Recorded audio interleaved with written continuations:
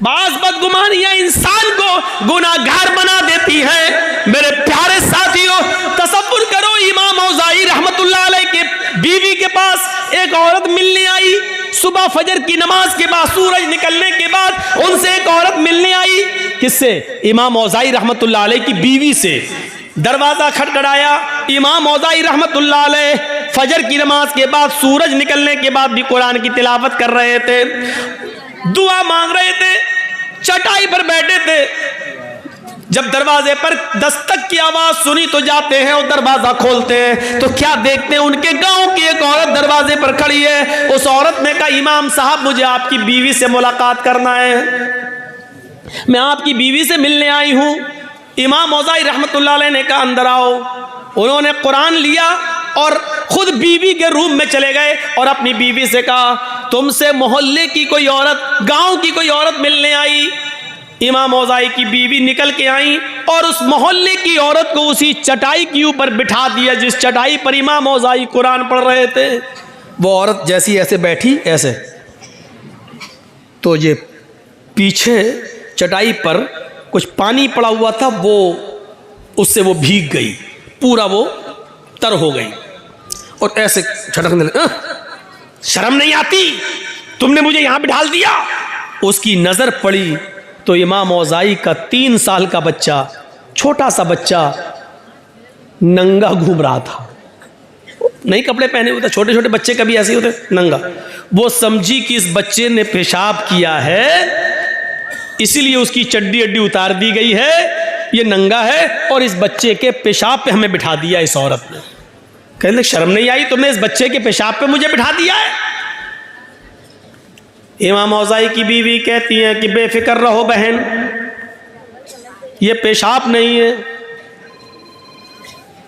अरे तुम कह रही हो पेशाब नहीं है, बच्चा नंगा घूम रहा है, उसकी चड्डी ये पड़ी हुई है, भीगी हुई चड्डी ये पड़ी हुई है और चटाई पर ये भीगा और उसकी वजह से मेरा कपड़ा भीग गया, मैं नापाक, मेरा कपड़ा नापाक हो गया। अब घर जाने के बाद कपड़ा भी धुलूं और इतना हिस्सा भी मैं अपना धोऊं। इमाम औज़ाई की बीवी कहती है, मेरी बहन मैं तुमसे फिर कहती हूं कि बेफिक्र रहो, ये मेरे बच्चे का पेशाब नहीं है, आपका कपड़ा नापाक नहीं हुआ है, आपको इन्हीं कपड़ों में नमाज पढ़ लेनी है, धोने की जरूरत नहीं है। उस औरत ने कहा इमाम औज़ाई की बीवी से, इमाम साहब की बीवी, मैं कैसे यकीन कर लूं, मुझे यकीन दिलाओ, अगर ये पेशाब नहीं है तो ये पानी कहां से आया? मुझे पानी की कोई बोतल नहीं दिखाई दे रही है, आसपास कोई घड़ा, कोई मटका, कोई सुराही नहीं दिखाई दे रही है, फिर ये पानी कहां से आ गया है, मुझे बताओ। इमाम औज़ाई की बीवी ने लास्ट में आकर कहा, मेरी बहन अब सुनो, बार बार कह रही हो, मैं बताना नहीं चाहती थी लेकिन अब बताना पड़ रहा है, ये जिसको तुम पानी समझ रहे हो ये पानी नहीं है, ये मेरे शौहर हैं इमाम औज़ाई। ये फजर की नमाज पढ़ने के बाद घर में आते हैं, सूरज निकलने तक ये कुरान की तिलावत करते हैं इसी चटाई पर बैठकर, और जब सूरज निकल जाता है तो उसके बाद में ये दुआ मांगते हैं, मग़फ़िरत, तौबा करते हैं, इस्तिग़फ़ार करते हैं। और जब अल्लाह से ये तौबा करते हैं, मग़फ़िरत की दुआ करते हैं, इस्तिग़फ़ार करते हैं तो इतना रोते हैं, इतना रोते हैं, इतना रोते हैं कि इनके आंखों के आंसुओं से ये चटाई तर हो जाती है।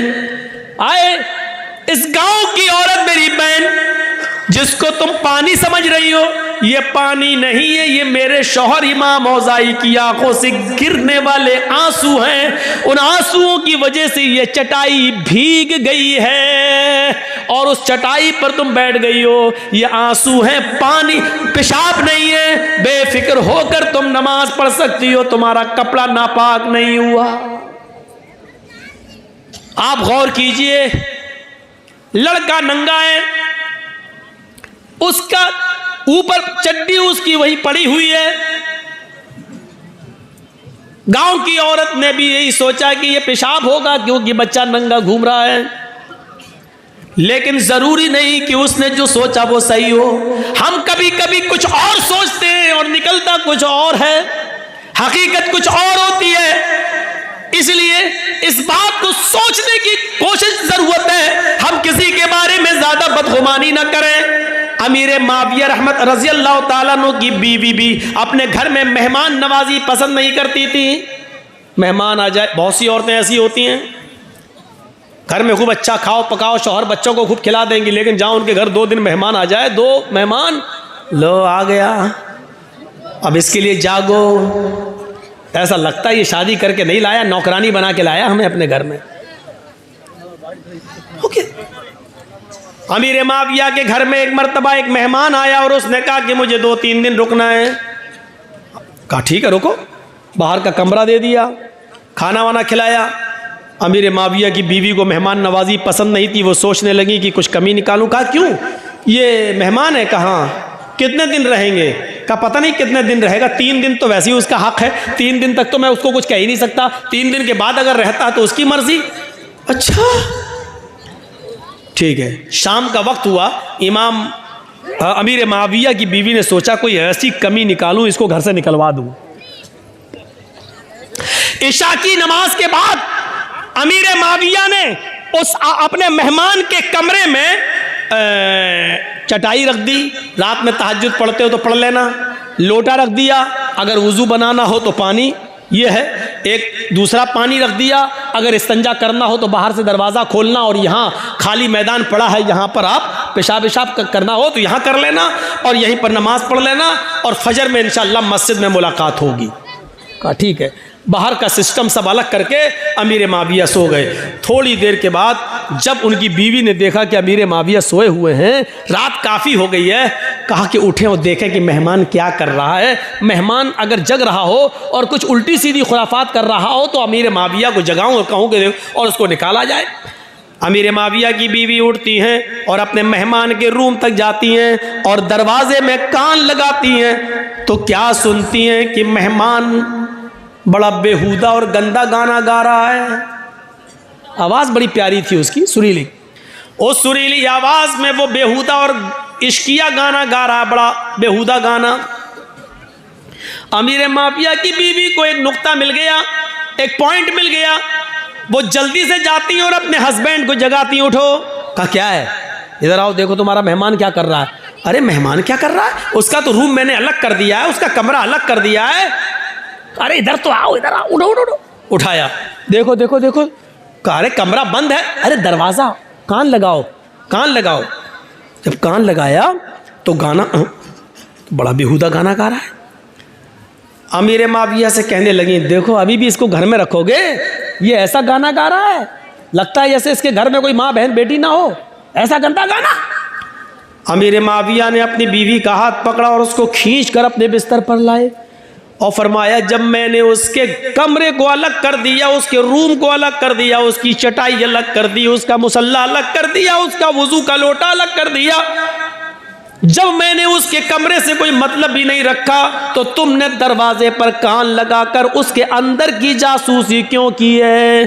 क्या तुम्हें नहीं मालूम मोहम्मद रसूलुल्लाह ने फरमाया अगर घर के दरवाजे सब बंद हों और कोई तुम्हारे घर में झांकने की कोशिश करे सुराख से या दीवार पर चढ़कर या किसी सांस से अगर तुम्हारे घर की जासूसी करे और तुम्हारी नजर पड़ जाए तो बाहर निकल कर तुम उसकी दोनों आंखें फोड़ सकते हो, तुम्हें कोई गुनाह नहीं। तुम उसकी जासूसी क्यों कर रही हो? वो अंदर क्या कर रहा हमें क्या मतलब? भाई अंदरूने खाना से हमें क्या मतलब? वो घर के अंदर क्या कर रहा है, तुम्हें किसी के घर के अंदरूनी मामले से क्या लेना देना? तुमने जासूसी क्यों की? अमीर माविया की बीवी बोलती अब भी मुझी को कहोगे? कहा तुम्ही को कहूंगा, अल्लाह के रसूल ने जासूसी से मना किया, तुमने जासूसी क्यों की?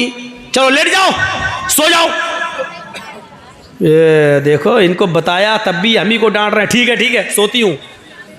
अब वो सोने लगी। अब अमीर माविया देख रहे हैं कि ये सो जाए तब मैं जाऊँ उसको समझाऊँ अकेले में, ये सो जाए। अब वो देख रहे सोए कि नहीं। काफ़ी देर के बाद उसको नींद आई और थोड़ी देर के बाद नाक का जनरेटर चलने लगा, खर्र खर्र। अमीर माविया समझे हाँ बेहोशी में हो, अब सो गई है। अब उठूँ और उसको समझाऊँ। अब मैं अपने मेहमान को समझाऊं, अकेले में नसीहत करो तो ज़्यादा फ़ायदा करती है। अमीर माविया उठते हैं, उसके कमरे की तरफ जाते हैं, कान लगाकर सुनते हैं कि एक बार और देख लूं, अगर जाग रहा है तो अंदर जाऊं, और नहीं जाग रहा हो, सो रहा होगा, तो उसकी नींद खराब करने से क्या फ़ायदा। सुबह फजर के बाद जगा दूंगा, सुबह फजर के बाद समझा दूंगा। तो कान लगाते हैं कि देखें गाना गा रहा कि नहीं। अब जब कान लगाया तो क्या सुनते हैं कि वही मेहमान अब कुरान की तिलावत कर रहा है। अभी थोड़ी देर पहले गाना गा रहा था, लेकिन अब इतनी देर के बाद जब दोबारा कान लगाकर सुना तो वही मेहमान सुरीली और बेहतरीन क़िरात में कुरान की तिलावत कर रहा है। अमीर माविया भागते हुए गए और अपनी बीवी को उठाए, उठ उठ उठ उठ। कहा क्या, अरे उठ तो। कह रहे मैं इतनी गहरी नींद में सो रही थी, तुमको क्या सुबह नाश्ता हमें बनाना है, दोपहर में खाना हमें बनाना है, मेरी जान पर इतने काम पड़े हुए हैं, तुमने मुझे उठा दिया। अरे इधर आओ। कहा क्या है। कहा सुन सुन। कहने जासूसी करना तो मना है, फिर क्यों करवा रहे हो। करे कर तो पहले सुन, तो खुद मना करते हो, खुद सुनवाते भी हो। कहां पहले सुन। बड़ा बहरूपिया है ये तो। कहा क्या, अभी तो गाना गा रहा था, कुरान पढ़ रहा है।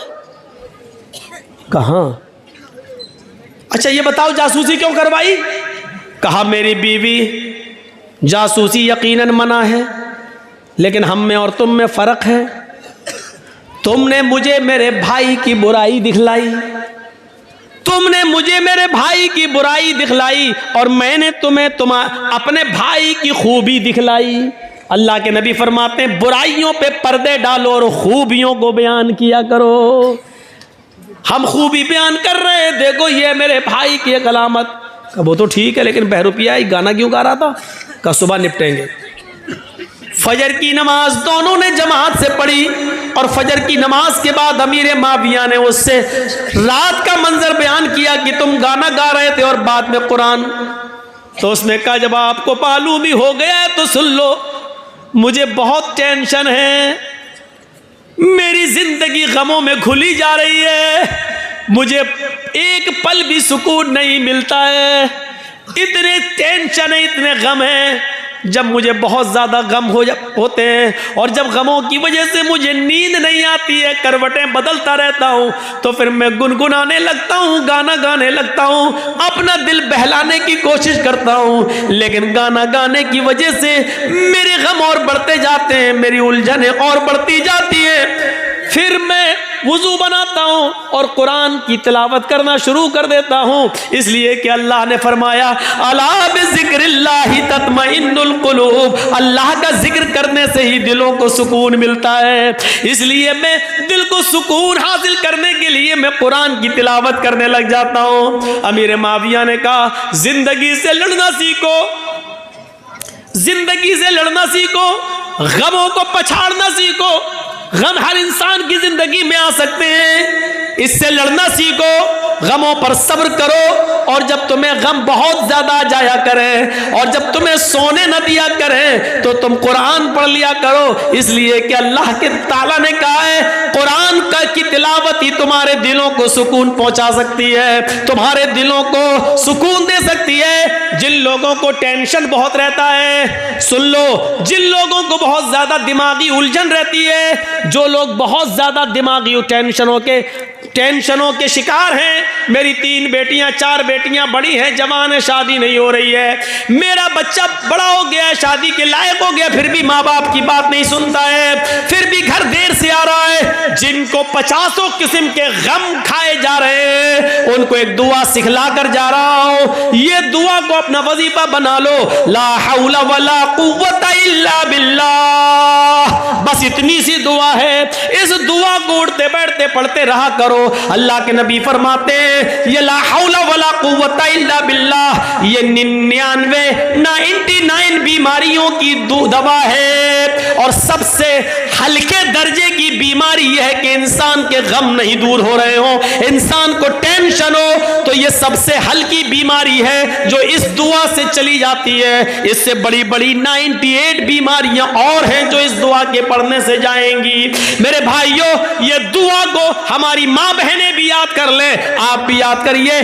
टेंशन की ये दुआ है, जहनी उलझन की ये दुआ है, गम और उलझन, और जिसके दिमाग में हजारों किस्म के ख्यालात आते हैं, उसकी जिंदगी में सुकून नहीं तो वो ये दुआ पढ़ता रहे, ला हौला वला कुव्वता इल्ला बिल्लाह, और साथ में ये दुआ भी अगर मिला सकता है तो मिला ले, या मुसर्रिफल कुलूबी सर्रिफ कल्बी अला दीनिक, आए दिलों के पलटने वाले मेरे दिल को अपने दीन की तरफ, अपने मजहब की तरफ, इस्लाम की तरफ पलट दे, मेरा दिल इधर उधर नहीं सिर्फ अपने दीन की तरफ लगा दे।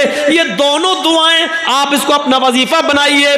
दोनों नहीं पढ़ सकते तो एक दुआ ला हौला वला कुव्वता इल्ला बिल्लाह, इसको ही अपना वजीफा बना लीजिए। बेहतर है कि दोनों पढ़ें। दोनों नहीं पढ़ सकते तो कम से कम एक दुआ पढ़िए। ये ज़हनी उलझनों को दूर करने की एक दुआ है। तो मेरे भाइयों, अमीर माविया ने अपनी बीवी से क्या कहा, तुम्हें किसी के अंदरूनी खाने से क्या मतलब और बदगुमानी करने से क्या फायदा?